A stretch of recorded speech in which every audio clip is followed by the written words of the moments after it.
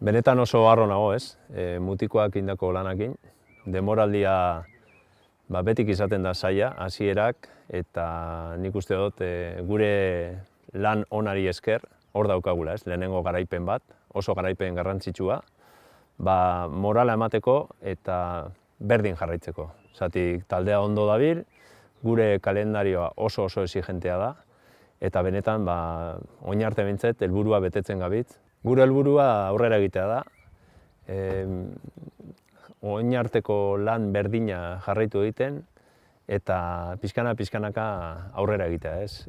Pausu batzuk emon, eta demostratzen ari da moduan, kapasa garela, etorkizun epe motz batean, Espainiako itzulean egotea, Euskal Herriko itzulean egotea, eta pixkanaka talde hau eraman behar dan lekura, munduko lasterketa honenetan parte hartzeko. Hau denon proiektua da, Euskadi Basque Country gara, eta deno gaude barruan. Ez bakarrik txirrindulariak, guk, jendearen taldea da, eta hori lortzen modu jendeak ulertzea, aurrera egingo dugu erraz, eta hori da benetako helburua, ez?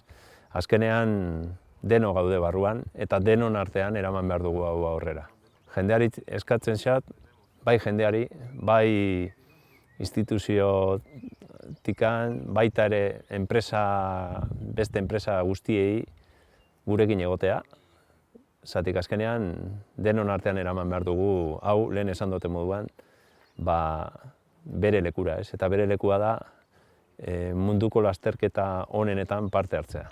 Benetako helburua Euskaltel Euskadi izan zana rekuperaitea da. Nik uste dut oso garrantzitsua izan zala Euskaldun danontzat, olako proiektu bat, eta benetako helburua hori da. Berriro, olako talde batekin, aurrera egitea, gauzak ondo egin ziran gauza horreik berriro bete, eta beste gauza batzuk ikusten modu mejoraiteko aukera daukagula, gauza horrei mejorau. Eta horrekin, turrera iritsi, Euskal talde batekin, eta gure afizioa Pirineotan eukitzea guri animatzen, zatik hori da benetako helburua, ez? Berotasun hori, eta Pirineo guztiak ikustea ikurrinaz betea, eta baita ere kolore berdea, zarik hori izango da gure estandartea.